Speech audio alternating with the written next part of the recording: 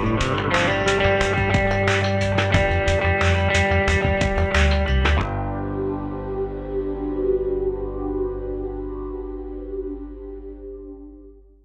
you very much for inviting me to brief you on the preview project. So I start off with a slide you've already seen.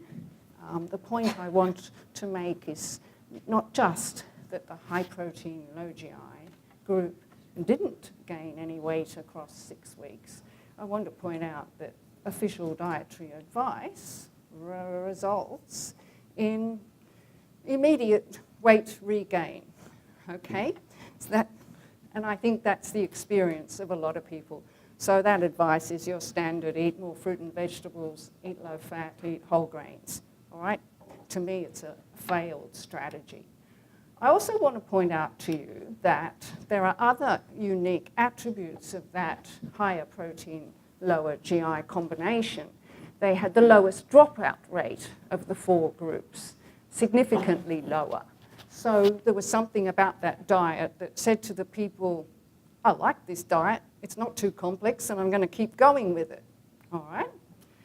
So also, during that period of weight maintenance, the low GI groups, this one and this one, they were the only 2 groups that showed a further reduction in fat mass during a period when they were eating ad libitum.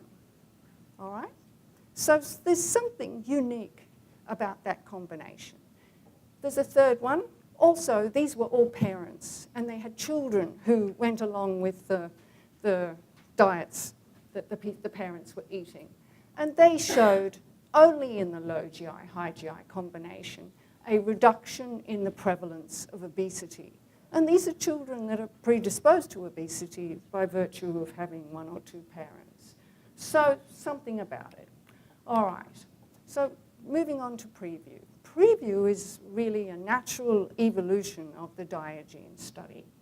So we wanted to determine the extent to which a high protein, low GI combination, in combination with either moderate or high intensity physical activity, can maintain body weight loss and reduce the incidence of type 2 diabetes.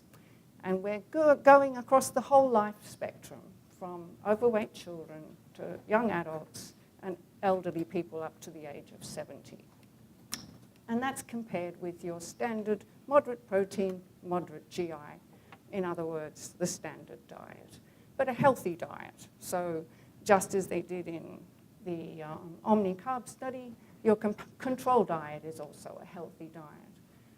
We have a second objective, which is to look, using population studies, the interaction between diet and physical activity with sleep, stress, and sociological factors. So what we are learning is that even if you've got the best diet and the best exercise strategy, you can still develop diabetes because of stress and sleep deprivation.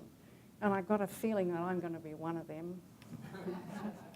All right, so main objectives. This will be achieved by a 3-year randomized controlled multi-center trial, including up to 2,500 subjects, and large population studies with a total of 170,000 subjects. All right, I'm sorry about the size of the font in this slide. We have 6 work packages, WP 1, 2, up to 6. And these work packages are led by different leaders and different teams of people. The one that I'm going to talk about today is this one here, work package 1 there, which is the multi-center intervention diet and physical activity study. And we've got a whole dissemination package, which is just as important as the actual work we do. The message is translate these findings, make things happen at all stakeholder levels. So we have 15 partners across countries and continents. It's actually funded in Europe by the European Union to the tune of about 13 million euros. Outside of the European Union, it's funded by the Australian government, New Zealand government, and the Canadian government. All right, and within those 15 partners, there are 8 different centres where the intervention study is being carried out.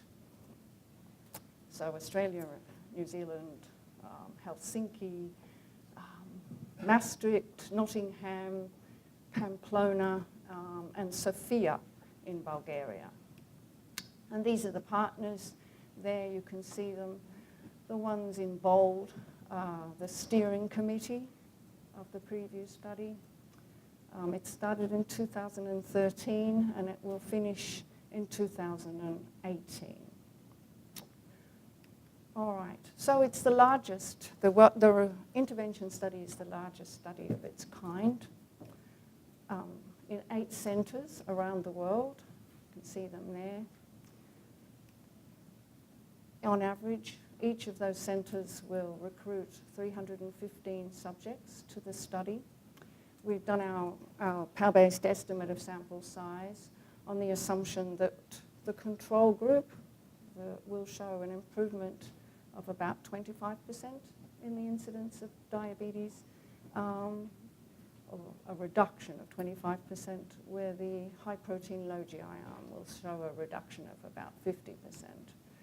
So the mean men and women, 2 age group, children and adolescents, about 125 teenagers, and around 2,500 adults and elderly subjects. So we're choosing them on the basis of, first, their BMI must be 25 or over. They're pre-screened, either on the phone or through email. We want them to have a finished diabetes risk score of at least 12.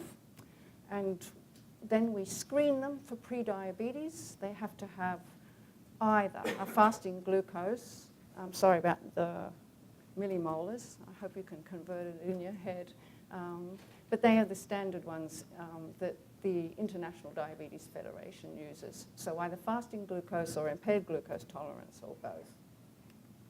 So this is what the intervention study looks like in terms of its timeline. It's after pre-screening on the phone, the screening, and then if they're eligible, they have a clinical investigation day 1, the first of 7, which you can see in red, across a 3-year period. They start just like they did in Diogenes with a weight loss, a period of 8 weeks, using low-calorie diets. So they used Cambridge milkshakes for the 8 weeks. And if they've lost 8% of their body weight, they are eligible for the weight maintenance. They're eligible for the study. So we get them to come back about 18 times in total. So they have group visits. They're not individual face-to-face with just one-to-one. They're face-to-face in a group setting. All right, so the primary endpoint is the incidence of type 2 diabetes during or at the end of the 3-year period. And there are also secondary endpoints which include weight loss maintenance and also analyses of the biochemistry, including CRP and fructosamine and HbA1c. Urine samples will be used for metabolomics, and fecal samples will be used for microbiota studies. So this is what the 4 interventions look like. So it's 2x2 factorial design, just like it was in Diogenes and also in Omnicarb. So we have 2 levels of protein. So I'll give you the figures in a moment, and 2 levels of carbohydrates. The fat content's the same, but one has a low GI carb diet, less than 50, and the other one is higher than 56. So that's the average diet, all right?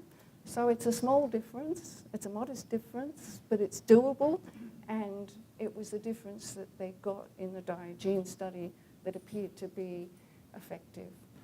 So the 2 levels of physical activity, one is high intensity, one is moderate intensity, so basically it's walking versus jogging. It's walking versus puffing, so no puffing versus puffing is what I say. And different periods, of course, total duration differs in design. And you can see the plates down there which reflect the amount of protein on the high protein diet and the amount of carbohydrate on the higher carbohydrate diet. So that's what the macronutrient composition looks like. You've got 15% versus 25%, 55 in carbs, 45 in carbs, so a 10% exchange, 30% fat, all with the usual ratios of saturated, unsaturated fat. And here we're choosing foods that have a GI of 60, and here we're choosing GI of foods that have an actual food item has a GI less than 50, okay? But that's the items of food. So the averages will be different to that. So how we're doing it is using food portions. So we have a specific portion size for each category of foods. And what we say is in the normal protein, there's 2 portions of fish, cheese, eggs, or 6 portions on here. And complementary to that, there are more servings, 6 servings of bread and grains versus 4 portions here. So dairy foods, we're maintaining at the same level. They've got lots of protein in them, and we're maintaining that at the same level because we've got to cover the calcium needs of elderly women in particular. So this is what recruitment looks like at the moment. Well, it was to mid-March. The number that we've recruited as time has gone by. We started in July 2013, actual recruitment, and the deadline for recruitment was the end of March 2015. So even though this goes to March, I can tell you we've reached our eligible numbers. Just. Okay, so adults, 15,500 subjects have been pre-screened. If you work that out, 30 minutes at a time, usually in a phone call, that's equivalent to 5 years' work. And then 5,500 subjects were actually screened in the clinic, which means we gave them a glucose tolerance test, and they were 3 hours each. And that's 10 years' work, huge amount of work. And then we've randomized 2,325 people to the study. About 80% of the participants have achieved 8% weight loss on the low-calorie diet. We've done better than we anticipated because in our description of works, we thought we'd have about 75%. So we're doing well. And actually, although that currently says 1,650, as of now, it's actually 1,860. Weight loss is the average is nearly 11% or about 11 kilograms over the 8 weeks. So it's lovely to see people coming back with such an incredible weight loss after just 8 weeks, and they are new people. And the gender ratio, 2 out of 3 are women, similar to what you get in many other trials. The women seem keener to lose the weight and prevent diabetes. The average age at the moment is 52 and 50% above 55 years. We've screened about 85 children. They've been very hard to recruit. So 75 have been included. The goal is to get to about 100 to 125 children. So far, 60% of girls, and the mean age is 13. So it corresponds to puberty, when you're likely to see an increase in natural insulin resistance, which means the beta cells are being challenged for the first time. And in some of the girls, those beta cell mass isn't up to the challenge of puberty. Okay, I know there's something wrong with this slide. Okay, so what we're doing, our main expected outcomes, is hopefully to show the relative efficacy of different diets varying in protein, carbohydrate quality in preventing both regain and type 2 diabetes. We're hoping to show that more intense activity for fewer minutes per day, say 15 minutes a day of more intense physical activity, will be more efficient at preventing diabetes than walking for 30 minutes a day. We want to tease out sleep and stress in regain and type 2 diabetes, and we want to look for novel dietary factors in our population studies. So we hope that we'll generate new knowledge for successful prevention of weight gain and type 2 diabetes and its complications. And of course, the goal is to actually translate these findings into strategies that will improve the health of people worldwide. Thank you very much for your attention.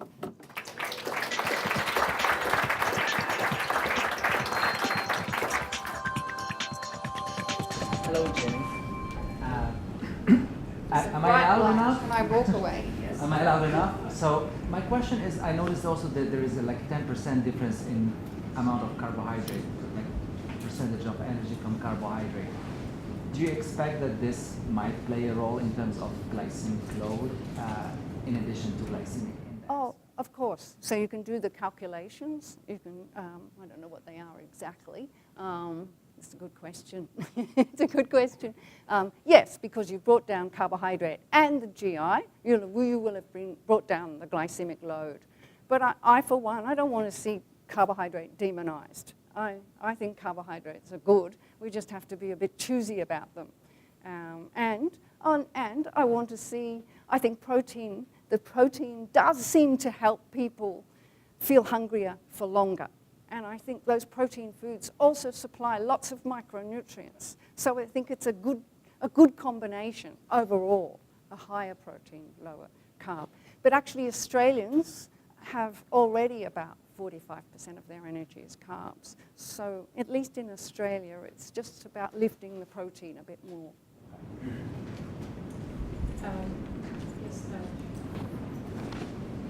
Yes, go ahead, please. Is it too much ambition that this participant will diminish body weight about 11 kilos per 8 weeks? About the 8 weeks? About what? Sorry. 11 kilos in 8 weeks? Sorry. Oh, yeah, yeah. So that's with, yeah. Oh, that's been shown many times. So these are the kind of milkshake soup diets where people have 4 packets of specially formulated powdered food mixed with either, in our case it's mixed with milk, all right, and you take them 4 times a day. It sounds hard, but after you're over that first hump of 3 or 4 days, the rest is smooth sailing, and people often don't want to go off them. And one of the things our subjects are asking is, can we use them during the weight maintenance phase? And the answer is no, because this is supposed to be real life. So yes, they work. Yeah, Jennie, the variation of the low GI to high GI didn't seem that broad, and if you're estimating it, there's more cause for concern, or so how do you factor that into the efficacy? Yeah. Well, one of the things we can't do ethically is lift it to higher than the average population at the moment.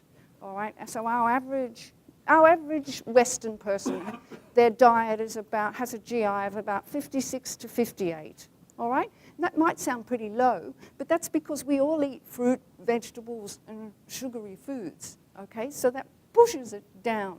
All right, and we're not ethically allowed to lift it in Australia anyway. In fact, we wanted to do it in a pregnancy study, and the ethics committee wouldn't agree. So unlike in Frank's study, I think he aimed for 65. Yes. Okay. So we know it's a modest difference, but we also know from our own studies in Australia, and we know from Diogenes, that modest difference seems to be effective. All right, so we've had studies in women with PCOS. We tried very hard to lower the GI under 50 on average. And in the end, I think we had a difference of 58 versus 51. All right, but we still saw in those women after 7% weight loss, we saw differences in their menstrual cyclicity. So we knew that we had an effect that was a clinical outcome. And we also saw improvements in inflammatory factors.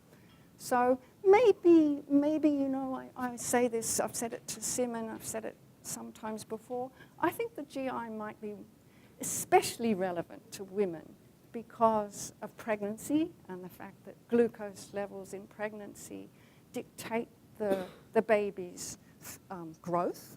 The baby's growth, is its body fat in particular, is directly determined by maternal glucose levels. And that's a very strong indication of survival of the baby, is its body fat. Babies born with low fat are often the babies that struggle in the first few days of life.